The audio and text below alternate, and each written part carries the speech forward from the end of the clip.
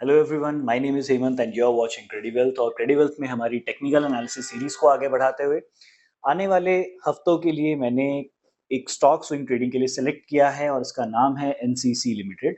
और इस स्टॉक को सेलेक्ट करने के पीछे का रीजन मैं आप लोगों के साथ इस वीडियो में शेयर करूंगा। If you are new to this channel then do like and subscribe CrediWealth and if you are are older viewer then do share it with your friend and colleagues ताकि वो भी हमारे साथ technical analysis सीख सकें।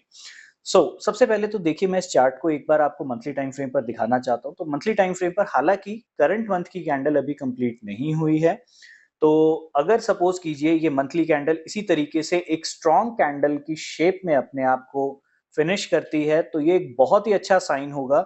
और मैं personally फिर इस स्टॉक को 120 रुपीज के पास आता हुआ देख रहा हूं, अगर ये कैंडल इसी तरीके से मंथली बेसिस पर क्लोजिंग हमें स्ट्रांग देती है। हालांकि जैसे मैंने आपको बताया अभी काफी टाइम इसमें पेंडिंग है, तो this should not be your reason to take any kind of trade.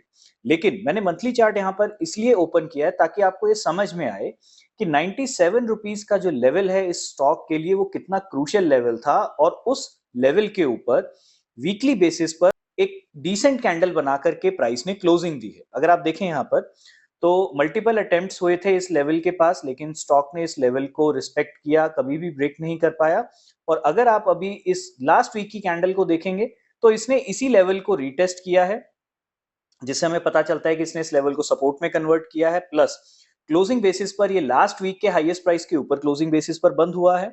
मैं यहां से एक्सपेक्ट कर रहा हूं कि शायद अब आने वाले समय पर अगर इफ एवरीथिंग गोज वेल और थोड़ा अगर मार्केट का भी सपोर्ट रहता है तो ये हमें ऊपर की डायरेक्शन में ट्रेड करता हुआ दिखाई दे सकता है। इफ एवरीथिंग गोज वेल तो ये स्टॉक भी अच्छा परफॉर्म करता हुआ दिखाई दे सकता है। देखिए, बहुत इंपॉर्टेंट है इस चीज को समझना, because it is a very important point कि इस हफ्ते में और जो हमने लास्ट पिछले 2 वीक से जो हमने निफ्टी में या जो ग्लोबल मार्केट्स हैं या फिर इंडियन मार्केट्स में हमने जिस तरीके की सेलिंग देखी है, ये स्टॉक उस सेलिंग से इम्यून रहा है।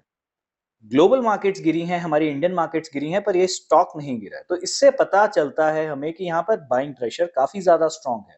और बहुत ज्यादा चांसेस इस चीज के हैं कि अगर हमारी मार्केट्स स्टेबल भी रहती हैं तो ये स्टेबल टू पॉजिटिव मार्केट्स में काफी अग्रेसिवली ऊपर की डायरेक्शन में मूव कर सकता है।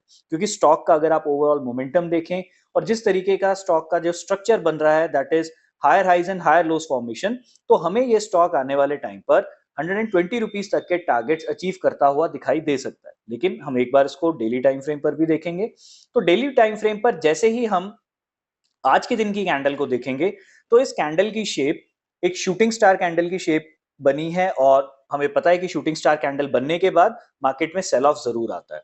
तो हो सकता है कि हमें यहाँ पर इस वीक में या फिर आने वाले कुछ दिनों में हमें वीकनेस देखने को मिले। तो एज अ ट्रेडर देखिए, यहाँ पर आपको प्राइस एक्शन को बहुत ध्यान से देखना होगा। अगर तो ये प्राइस इस लेवल पर आता है और यहाँ से रिजेक्शन फेस करता है, हम यहाँ पर बाय साइड की पोजीशन क्रिएट करेंगे। लेकिन अगर किसी भी कंडीशन में ये प्राइस वापस से इस लेवल के नीचे ट्रेड करना स्टार्ट कर देता है तो हम कोई भी बाय साइड की पोजीशन इस स्टॉक में नहीं बनाएंगे।